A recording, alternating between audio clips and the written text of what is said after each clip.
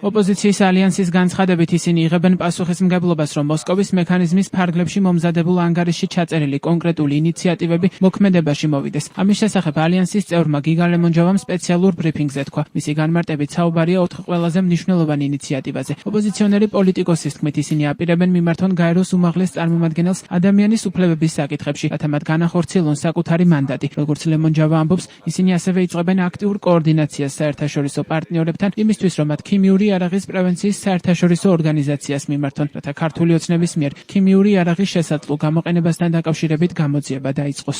კონკრეტული მითითება ანგარიში, რომ გაეროს უმაღლესი წარმომადგენელი ადამიანის უფლებებში უნდა დაინტერესდეს საქართველოში არსებული რეალობით და ჩვენ უკვე დაწყებული გვაქვს და ვაგრძელებთ ძალიან აქტიურ კოორდინაციას გაეროს უმაღლეს წარმომადგენელთან, მათ შორის საქართველოში მათი წარმომადგენლების მეშვეობითაც გავაკეთებთ ამას. იმისთვის, რომ მან განახორციელოს საკუთარი მანდატი, გაეროს უმაღლეს წარმომადგენელს ადამიანის უფლებებში აქვს ადგილზე ვითარების ინსპექციის უფლებამოსილება, ჩვენ გავაკეთებთ ყველაფერს მომავალი 1 თვის განმავლობაში იმისთვის, რომ მან ეს მანდატი განახორციელოს. მეორე, ეს არის ქიმიური იარაღის პრევენციის ორგანიზაცია და მოსკოვის მექანიზმის ანგარიშში არსებული კონკრეტული მითითება იმასთან დაკავშირებით, რომ ეგრეთ წოდებულმა ხელისუფლებამ უნდა ითანამშრომლოს ამ ორგანიზაციასთან ქიმიური იარაღის გამოყენების ფაქტის გამოძიებასთან დაკავშირებით.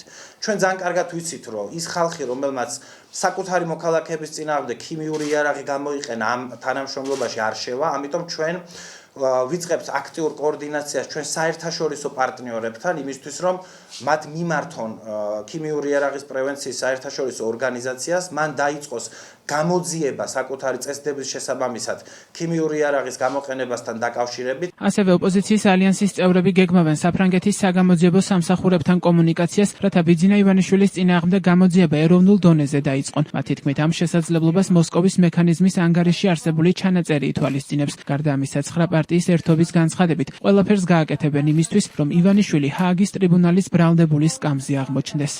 მესამე, ეს არის უნივერსალური იურისდიქციის მქონე სახელმწიფოები. თქვენ იცით, რომ კონკრეტულ სახელმწიფოებს აქვთ უფლებამოსილება, რომ მათ შორის საქართველოს ტერიტორიაზე ჩადენილი კონკრეტული დანაშაულები გამოიძიონ ეროვნულ დონეზე. მათ შორის ძალიან მნიშვნელოვანია საფრანგეთის მიმართულება, რადგან ბიძინა ივანიშვილი არის საფრანგეთის მოქალაქე და ჩვენ ვიწყებთ ძალიან აქტიურ კომუნიკაციას საფრანგეთის საგამოძიებო სტრუქტურებთან, მათ შორის პროკურატურასთან, იმისთვის, რომ ივანიშვილის წინააღმდეგ გამოძიება სისტემური წამების, ქიმიური იარაღის გამოყენების ფაქტთან დაკავშირებით დაიწყოს ეროვნულ დონეზე, ცალკეულ ქვეყნებში, მათ შორის საფრანგეთში.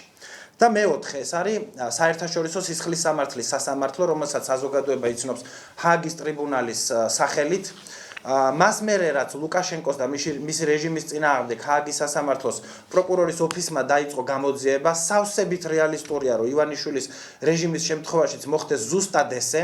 ჩვენ გავაკეთებთ ყველაფერს იმისთვის, რომ ივანიშვილმა დაასრულოს ისე, როგორც ბევრ სხვა ავტოკრატ სისხლიან დიქტატორს დაუსრულებია ჰააგის ტრიბუნალის ბრალდებულის სკამზე. ეუთოს მოსკოვის მექანიზმის ფარგლებში მომზადებული ასგვერდიანი ანგარიში 12 მარტს გამოქვეყნდა და ის საქართველოში ადამიანის უფლებებისა და ფუნდამენტური თავისუფლებების კუთხით 2024 წლის გაზაფხულიდან განვითარებულ მოვლენებს მიმოიხილავს. ანგარიში საუბარია დემოკრატიის უკუსვლაზე, სისტემურ ძალადობაზე, შესაძლო წამებაზე, ოპოზიციის წინააღმდეგ რეპრესიებზე, პოლიტიკური პლურალიზმის საფრთხესა და მედიისა და სამოქალაქო საზოგადოების შეზღუდვაზე. ანგარიშის თანახმად მომიტინგეების, პოლიტიკური ოპოზიციის ლიდერებისა და ჟურნალისტების მიმართ ძალადობისა და სხვა სახის უფლებების დარღვევის სისტემური ხასიათი გამოიკვეთა. ანგარიში არაერთ რეკომენდაციას გასცემს როგორც ეუთოს სახელმწიფოებისთვის, ისე საერთაშორისო თანამეგობრობისა და საქართველოს ხელისუფლებისთვის. დოკუმენტი რეკომენდაციას გასცემს რომის სტატუსის წევრმა სახელმწიფოებმა საქართველოს საქმესთან დაკავშირებით სისხლის სამართლის საერთაშორისო სასამართლოს მიმართონ. ასევე სადაც ეს შესაძლებელია, განიხილონ წამებასა და არაადამიანურ მოპყრობაში ბრალდებული პირებისა და მათი პასუხისმგებელი ზემდგომების გასამართლება ეროვნულ სასამართლოებში, მათ შორის უნივერსალური იურისდიქციის გამოყენების გზით.